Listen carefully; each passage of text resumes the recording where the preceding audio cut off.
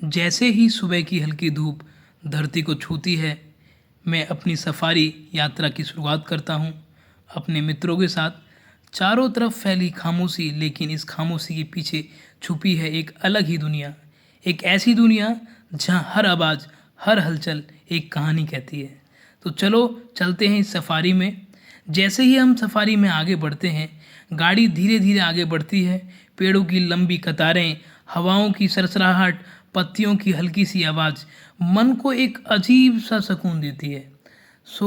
उसके बाद अचानक हम लोगों की नज़र दूर बैठी एक शाही जोड़ी पर पड़ती है, जिसमें एक शेर और उसके साथ उसकी शेरनियाँ, दोनों शांत, लेकिन उनकी मौजूदगी की काफ़ी है। उनकी आंखों में एक अलग ही आत्मविश्वास, एक अलग ही रौब, जैसे पूरा जंगल उन्हीं का हो। उस पल में समय जैसे ठहर जाता है। दिल बस यही सोचता है, यही है जंगल का असली राजा और उसकी रानी।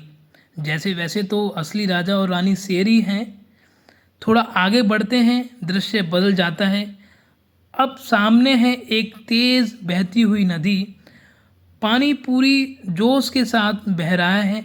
उसकी आवाज़ जैसे कोई संगीत हो जो सीधे दिल को छू जाता है। नदी के किनारे नदी के किनारे खड़े पेड़ हवा के साथ झूमते हुए, चारों तरफ हरियाली और ठंडी साफ हवाएं हैं। मैं गहरी सांस लेता हूँ और महसूस करता हूँ कि जैसे प्रकृति खुद मुझसे बात कर रही हो। यह पल सिर्फ देखने का नहीं, बल्कि महसूस करने का है, क्योंकि यहाँ पर हर एक अपने आप को प्रकृति के साथ जोड़ता है और शांति, सुकून और एक अजीब सी खुशी महसूस करता है जो शब्दों में बयां नहीं की जा सकती।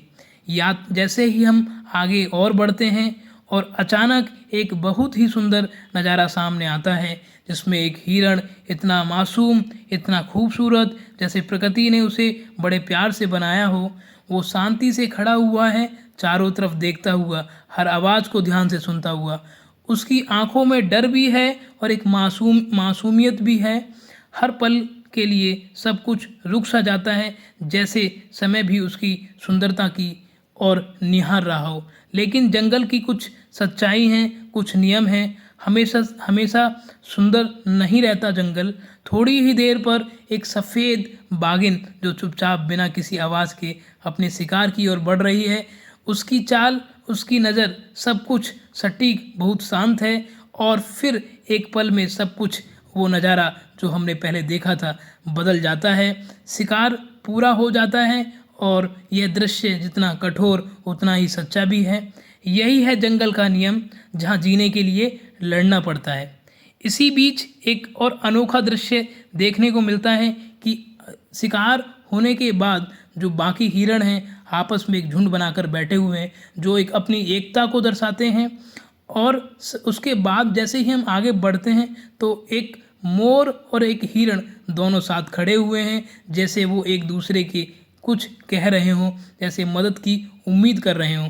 जंगल में भी कभी कभी रिश्ते बनते हैं जो शब्दों से नहीं, बल्कि एहसासों से जुड़े होते हैं। कुछ ही देर में बाकी जो बाघ हैं वो वहाँ आ जाते हैं और शिकार मिलजुल कर बांटते हैं और एक टीम, एक यूनियन टीम की तरह रहते हैं। हर कोई अपनी जगह जानता है, हर किसी को अपनी भूमिका पता है। और जब उन सभी का पेट भर जाता है तो वो धीरे धीरे वहाँ से आगे बढ़ जाते हैं। उनकी कदमों में आत्मविश्वास है, उनकी चाल में ताकत है, जैसे वो जानते हों कि इस जंगल में उनका कोई मुकाबला नहीं कर सकता। सफारी अब अपने अंत की ओर बढ़ रही है, क्योंकि ये जो सफारी है वो ज़्यादा लंबी नहीं है। सूरज धीरे धीरे ढलने लग रहा है, आसमान का रंग बदलने लग रहा है और इस सभी पलों को अपने दिल में समेटता हुआ यह सिर्फ एक सफ़र नहीं था, एक अनुभव था, जहां मैंने देखा प्रकृति का सौंदर्य, उसकी शांति और उसकी कठोर सच्चाई। यह हर पल कुछ नया सिखाता है, जीवन के बारे में, संघर्ष के बारे में और संतुलन के बारे में।